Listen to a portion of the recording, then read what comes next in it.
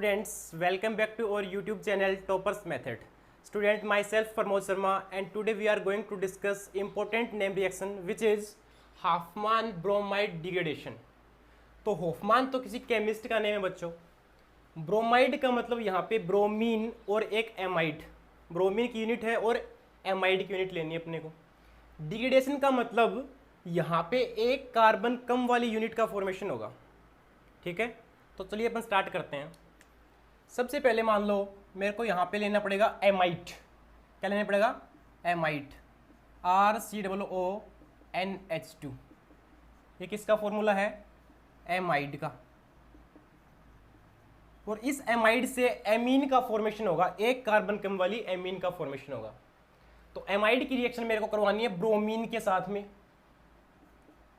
Br2, और उसके बाद किसी क्षार के साथ में या बेस के साथ में। बेस के रूप में अपन ले सकते हैं NaOH, जिसको बोलते हैं सोडियम हाइड्रोक्साइड।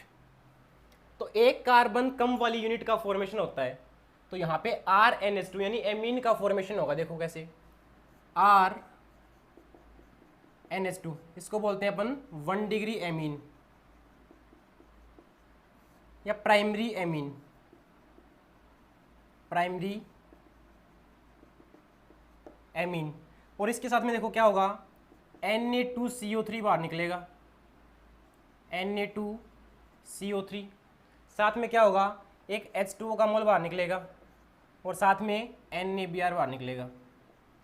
अपने को सिर्फ क्या देखना है बेटा, यहाँ पे अगर अपन एमाइड लेते हैं तो एक कार्बन कम वाली चेन यानी एमीन का फॉर्मेशन होता है होफमान डिग्रेडेशन रिएक्शन में।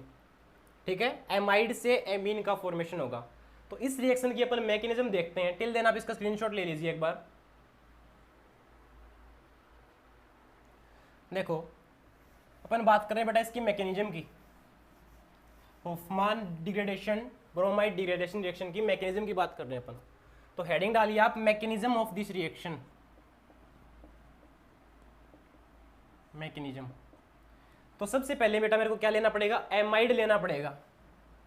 तो यहाँ पे ले रहा हूँ मैं RCOONH2। यहाँ पे क्या है, ये एमाइड। इसकी रिएक्शन मेरे को करवानी है सबसे पहले किसी बेस के साथ में। बेस के रूप में मैं ले रहा हूँ यहाँ पे NaOH यानी सोडियम हाइड्रोक्साइड। तो ये है मेरे पास NaOH।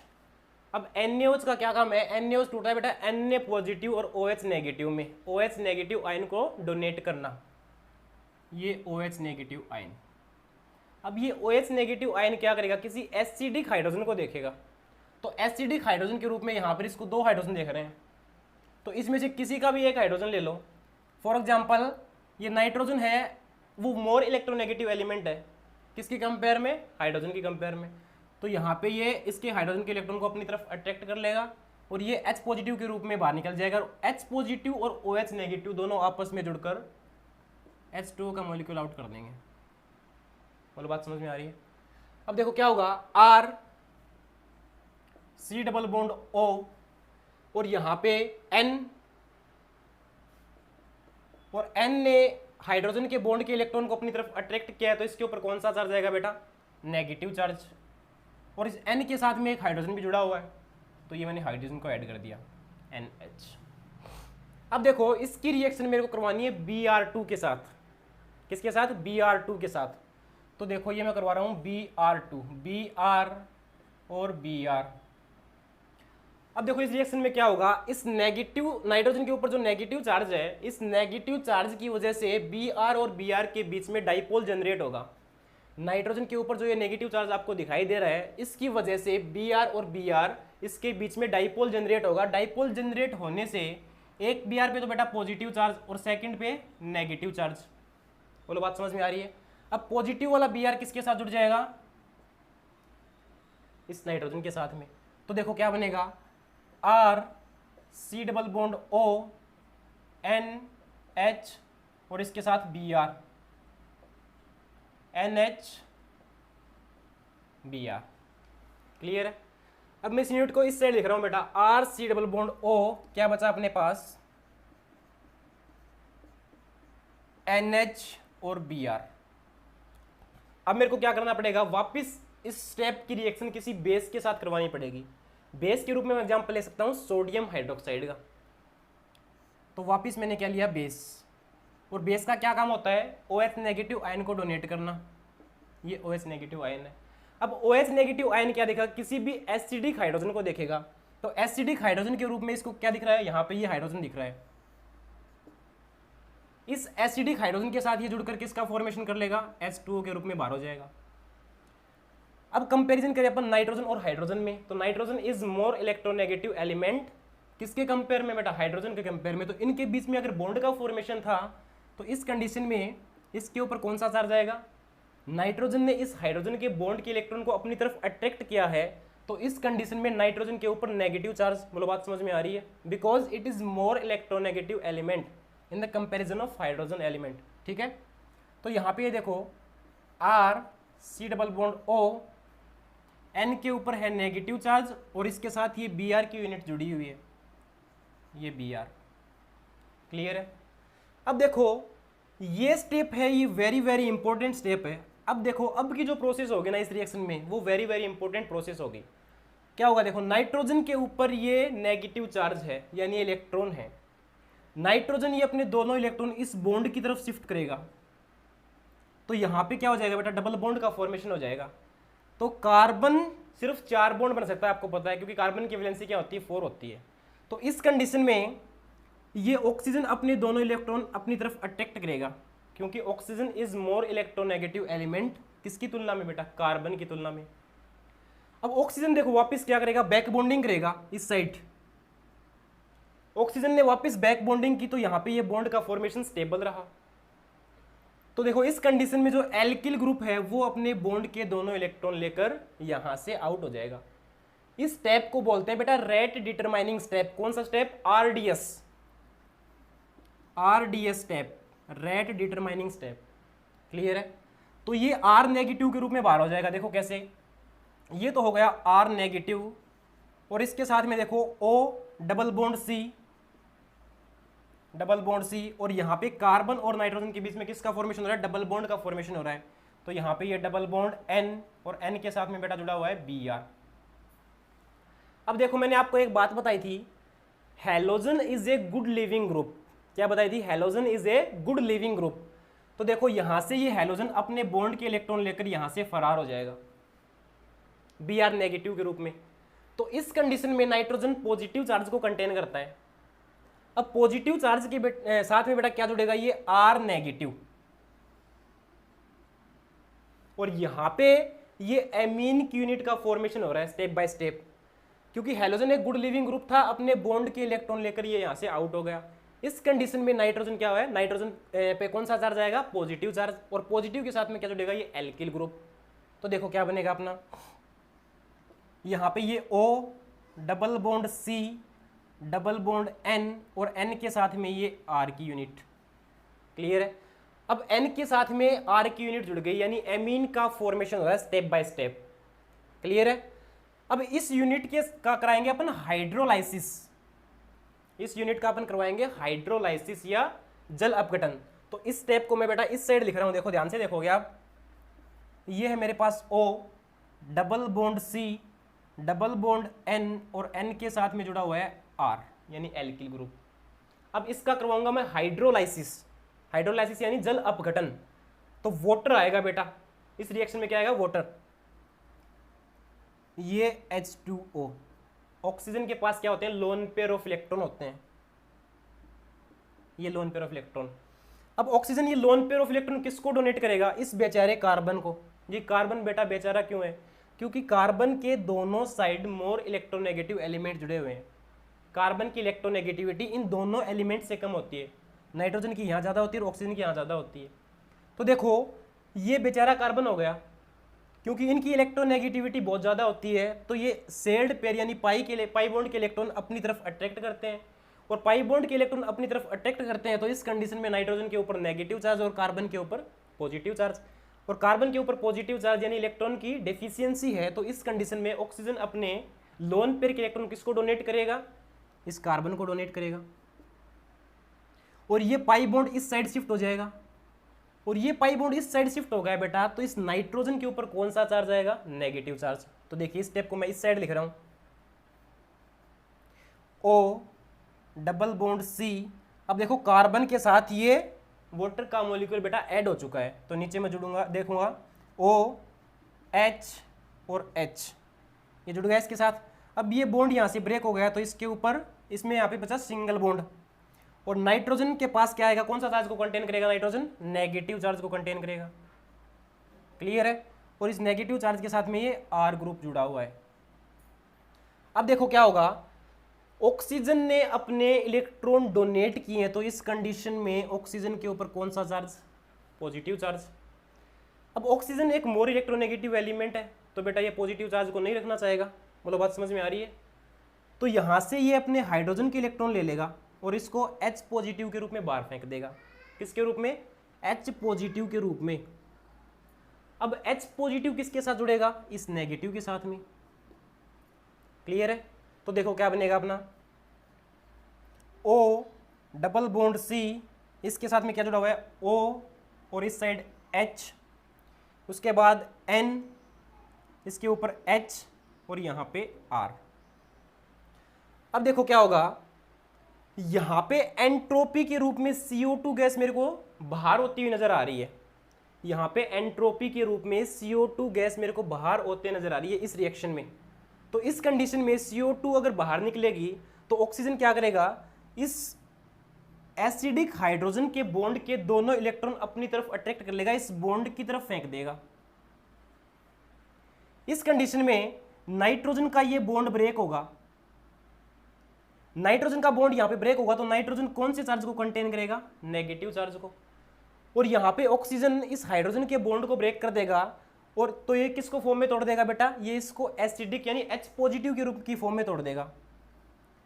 अब ये H पॉजिटिव किसके साथ जुड़ेगा, इस N नेगेटिव के साथ में, और यहां से C डबल बॉन्ड O यानी CO2 गैस एंट्रोपी की फॉर्म में बाहर हो गई। CO2 गैस एंट्रोपी की फॉर्म में बाहर हो गई, तो देखो क्या बचेगा, O double bond C double bond O। ये होता है बेटा CO2 का फॉर्मूला या इसकी स्ट्रक्चर। ये इसको अपन डायरेक्ट लिख सकते हैं CO2, और साथ में क्या बचेगा, RNH2, जिसको अपन बोलते हैं बेटा प्राइमरी एमीन। क्या बोलते हैं, प्राइमरी एमीन, या जिसको अपन बोलते हैं 1 डिग्री एमाइन। बोलो बात समझ में आ रही है। तो फटाफट से आप इसका स्क्रीनशॉट ले लीजिए, उसके बाद इसको मैं वापस रिपीट करता हूं एक बार। अगर किसी भी स्टूडेंट के इस रिएक्शन में कोई डाउट है तो उसको बेटा मैं वापस रिवाइज करता हूं एक बार, क्योंकि एग्जाम के पॉइंट ऑफ व्यू से ये वेरी वेरी इंपॉर्टेंट रिएक्शन है। या तो कार्बिल रिएक्शन या Hofmann bromide degradation reaction most of पूछते हैं। तो सबसे पहले देखो इसमें क्या लिया अपन ने, एमाइड की एक यूनिट ली, RCOONH2। ये क्या है बेटा अपना, एमाइड। एमाइड की रिएक्शन मैंने करवाई बेस के साथ में। बेस के रूप में मैंने क्या लिया, सोडियम हाइड्रोक्साइड। अब बेस क्या करता है, OH नेगेटिव आयन को डोनेट करता है। बोलो बात समझ में आ रही है। तो इस NaOH ने OH नेगेटिव आयन को डोनेट किया, तो Na पॉजिटिव में टूटा और OH नेगेटिव में टूटा। अब OH नेगेटिव आयन क्या देखना चाहता है, उसको क्या चाहिए बेटा, एसिडिक हाइड्रोजन। चाहे वो कहीं से भी मिले, उसको एसिडिक हाइड्रोजन चाहिए। अब एसिडिक हाइड्रोजन इसने कहाँ से लिया, नाइट्रोजन के पास से। तो इसने ये हाइड्रोजन को अपनी तरफ अट्रैक्ट किया, और OH और H दोनों मिलकर H2O का मोल आउट हो गया यहाँ से। अब नाइट्रोजन ने इस हाइड्रोजन के इलेक्ट्रॉन लिए, तो इसके ऊपर नेगेटिव चार्ज आएगा। यहाँ पे नेगेटिव चार्ज मैंने फिनिश कर दी। अब देखो RC double bond O, N और H, इसके ऊपर है नेगेटिव चार्ज। इसकी रिएक्शन मैंने करवाई Br2 के साथ। Br2 की एक यूनिट ली। इस रिएक्शन में ओनली Br2 की बेटा 1 यूनिट ली जाएगी। अब इस नेगेटिव चार्ज की वजह से Br और Br में डाइपोल जनरेट हो गया। डाइपोल जनरेट होने की वजह से एक Br पे तो पॉजिटिव चार्ज आएगा और सेकंड पे आएगा नेगेटिव चार्ज। अब Br जो पॉजिटिव है वो N नेगेटिव के साथ में जुड़ेगा, और Br की यूनिट इस नाइट्रोजन के साथ ऐड हो गई, RC double bond O NH और उसके साथ Br। अब देखो वापिस मेरे पास एक एसिडिक हाइड्रोजन बचा हुआ है, तो मैं वापिस क्या लूंगा बेटा, एक बेस। बेस का काम क्या होता है, OH नेगेटिव आयन को डोनेट करना। OH नेगेटिव आयन इस एसिडिक हाइड्रोजन को लेकर H2O की फॉर्म में यहाँ से आउट हो जाएगा। क्लियर है। H2O की फॉर्म में आउट हुआ तो nitrogen is more electronegative element, तो नाइट्रोजन ने इस बॉन्ड के इलेक्ट्रॉन को अपनी तरफ अट्रैक्ट किया तो इस कंडीशन में नाइट्रोजन के ऊपर कौन सा चार्ज आएगा, नेगेटिव चार्ज, और ये Br की यूनिट इसके साथ जुड़ी हुई है।